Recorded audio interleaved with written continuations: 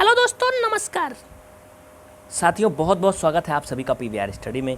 आज के इस वीडियो में हम बात करेंगे कि नार्को टेस्ट क्या होता है और नार्को टेस्ट कैसे किया जाता है। गूगल पर हमने सर्च किया कि नार्को टेस्ट क्या होता है। इसको जो परिणाम आए हैं विकिपीडिया के द्वारा वो यहाँ पर आप देख लीजिए कि नार्को टेस्ट का प्रयोग जो है ये किसी व्यक्ति के ऊपर एक प्रकार से परीक्षण होता है, यानी उससे सत्य उगलवाने के लिए। दूसरे शब्दों में अगर कहें तो अगर कोई व्यक्ति कोई जानकारी को देने में असमर्थ होता है, कोई प्रकार की उसको समस्या होती है तब, या फिर कोई ऐसा व्यक्ति जो कोई साक्ष्य उपलब्ध नहीं कराना चाहता है तो उससे इस साक्ष्य को उगलवाने के लिए नार्को टेस्ट किया जाता है। इसके पहले मैं आपको शॉर्टकट में कुछ बातें बता दूं बहुत ज़रूरी जो हैं। तो भैया ज़रूरी ये है कि आप लोग इस वीडियो को छोड़ के मत जाना, वीडियो को पूरा एंड तक देखना। बड़े ही मज़ेदार और इंटरेस्टेड टॉपिक है आज का। तो नार्को टेस्ट के लिए सबसे पहले सुप्रीम कोर्ट का आदेश है कि कोई भी व्यक्ति का नार्को टेस्ट तभी किया जा सकता है जब उसकी सहमति हो। जैसे अगर हमारा नार्को टेस्ट करवाना है तो हम उसके लिए सहमति देंगे, लिखित हस्ताक्षर करेंगे कि हाँ, हम अपना नार्को टेस्ट करवाने के लिए तैयार हैं। अन्यथा भारत में कोई भी अधिकारी, कोई भी मंत्री, मुख्यमंत्री किसी व्यक्ति का नार्को टेस्ट नहीं करवा सकता है। ये सबसे बड़ी बात है। दूसरी बात यह है, जैसे कि आपने देखा होगा भी हाथरस में जो कांड हो रहा है वहाँ पे नार्को टेस्ट की बात काफ़ी ज़ोर शोर से चल रही। तो बहुत से बच्चे हमसे पूछ रहे थे कि सर नार्को टेस्ट क्या होता है, आप बताइए। तो मैं इसमें इसी के बारे में बताने वाला हूँ। इसके संबंध में मैं आपको और जानकारी बता रहा हूँ, ध्यान से सुनिए। नार्को टेस्ट ये एक प्रकार की खतरनाक प्रक्रिया भी है। इसमें आपको पता है नार्को टेस्ट ऐसे नहीं होता है, इसमें बड़ी एक खतरनाक दवाई दी जाती है व्यक्ति को। मतलब ना व्यक्ति जिंदा रहे ना मुर्दा हो जाए, मतलब दोनों अवस्था के बीच में आ जाए। वो कहने का मतलब ये कोमा में ना जाए बस। कुल मिला के एक प्रकार से ऐसे समझ लो कि इस टेस्ट के लिए सोडियम पेंटो, यहाँ पे देखो लिखा है ना, पेंटोथल या सोडियम एमाइड का इंजेक्शन लगाया जाता है। इसके अलावा कुछ और भी दवाई दी जाती है। दैनिक जागरण मीडिया की रिपोर्ट है, अभी लास्ट में मैं प्रमाण दिखा दूंगा। ये दैनिक जागरण की मीडिया रिपोर्ट के अकॉर्डिंग मैं आपको दिखा रहा हूँ।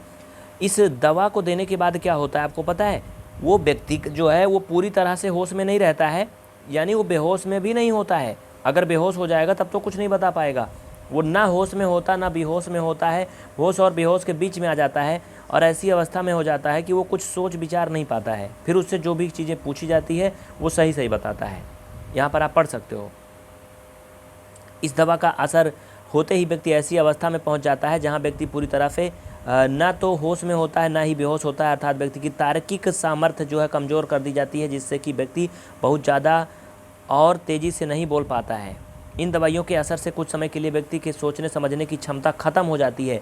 लेकिन यहाँ पर एक खतरनाक बात यह भी है, अगर किसी कमज़ोर व्यक्ति पर यह टेस्ट कर दिया जाए, जैसे हाथरस में लोग शोर मचा रहे थे, अगर उन बूढ़े बुजुर्गों पर किसी प्रकार का अगर टेस्ट किया जाए, जैसे जो बूढ़ा है, ज़्यादा उम्र का है, तो फिर वो व्यक्ति मर भी सकता है, उसकी मृत्यु भी हो सकती है।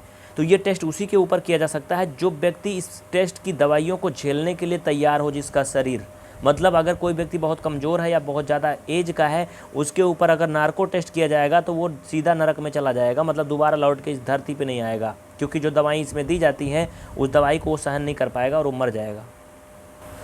इस वीडियो को मैं बहुत शार्ट में बना रहा हूँ क्योंकि ज़्यादा टाइम लोग देखते नहीं हैं। तो यहाँ शॉर्टकट में एक और देख लो, दैनिक जागरण मीडिया रिपोर्ट है, मैं लास्ट में प्रमाण दिखाऊँगा।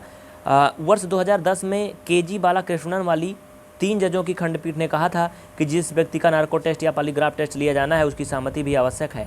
हालांकि सीबीआई और अन्य एजेंसियों को किसी का नार्को टेस्ट करने के लिए कोर्ट की अनुमति भी लेना जरूरी होता है। यहाँ से आप देख सकते हैं कि yum.jagranjosh.com, यानी जो कि दैनिक जागरण की वेबसाइट है मीडिया की, वहाँ से मैंने इस खबर को लिया था जो कि मैंने आपको दिखाया नार्को टेस्ट क्या होता है, कैसे किया जाता है। एक बात यहाँ पे मैं और बता दूँ, नार्को टेस्ट को करने के लिए मनोवैज्ञानिक और डॉक्टर ज़रूरी होता है, नहीं तो यूपी पुलिस अब तक कब तक नार्को टेस्ट कर डालती। मतलब ये नार्को टेस्ट कोई मंत्री, मुख्यमंत्री और पुलिस के अधिकारी नहीं कर सकते हैं। इसमें मनोवैज्ञानिक और डॉक्टर के वहाँ उपलब्ध होने की मतलब ज़रूरत होती है, नहीं तो व्यक्ति मर भी सकता है। एक बात यहाँ पे और समझ लो कि नार्को टेस्ट का मतलब ये नहीं कि 100% दूध का दूध और पानी का पानी हो जाएगा, जो लोग चारों तरफ शोर मचा रहे हैं। इसमें कुछ ऐसे भी व्यक्ति होते हैं, ऐसे शातिर व्यक्ति होते हैं जो नार्को टेस्ट के बाद भी वो सच नहीं उगलते हैं।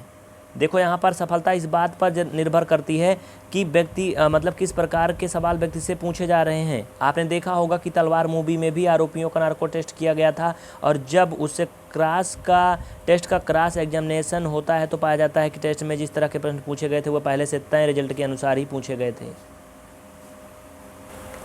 तो इस वीडियो को हम यहीं पर बंद कर रहे हैं, लेकिन आप सभी इस वीडियो को ज़्यादा से ज़्यादा लाइक करिए। और अगर इसके बारे में आप विस्तृत अध्ययन चाहते हैं नार्को टेस्ट के बारे में, तो बहुत कुछ है, आप कमेंट करके मुझे बताइए। हम आपको इसका दूसरा पार्ट देंगे, उसमें आपको और बेहतरीन तरीके से और डिटेल में बताएंगे, ठीक है। और हाँ, एक बात यहाँ पर और समझ लो कि भैया नार्को टेस्ट जो होता है ना, इसका एक और भी प्रक्रिया होती है इसमें। जब किसी व्यक्ति से कोई सवाल पूछा जाता है, आपने देखा होगा कि किसी सही सवाल का मतलब किसी सवाल का सही जवाब देने के लिए व्यक्ति को दिमाग नहीं लगाना पड़ता है। जैसे अगर कहा जाए आप घर से कहीं बाहर गए हैं, घर आने पे आपकी पत्नी पूछती कि आप कहाँ गए थे, तो आप अगर सही जगह गए थे तो आप सीधा सीधा बता देंगे और बहुत जल्दी से बता देंगे, आपका दिमाग नहीं लगाना पड़ेगा। लेकिन अगर आप कहीं ऐसी जगह गए थे जो कि आप छुपाना चाहते हैं, तो आपको दिमाग दौड़ाना पड़ेगा कि मैं कैसे कैसे कहानी बना के बताऊँ जिससे कि ये समझ ना पाए, है ना। उसमें दिमाग जो है 36 जगह लगाना पड़ेगा, लेकिन सही बात बताने के लिए दिमाग नहीं लगाना पड़ता है। और ऐसे समय जब कोई व्यक्ति दिमाग लगाता है किसी बात को बताने के लिए, तो जो एजेंसियां, जो मनोवैज्ञानिक वहाँ पे उपलब्ध होते हैं, वो उस व्यक्ति को पकड़ लेते हैं कि इसका दिमाग कितनी जगह जा रहा है, इसकी जो धड़कनें हैं कितना तेज हो रही, कैसे क्या है। इस आधार पर भी उनको पकड़ लिया जाता है कि ये गलत बोल रहा है। तो फिलहाल इस वीडियो में इतना ही। बहुत बहुत शुक्रिया आप सभी को। वीडियो को ज़्यादा से ज़्यादा शेयर करें, चैनल को सब्सक्राइब करके बेल आइकन ऑन करें और इस तरह से जानकारी से अपडेट रहें।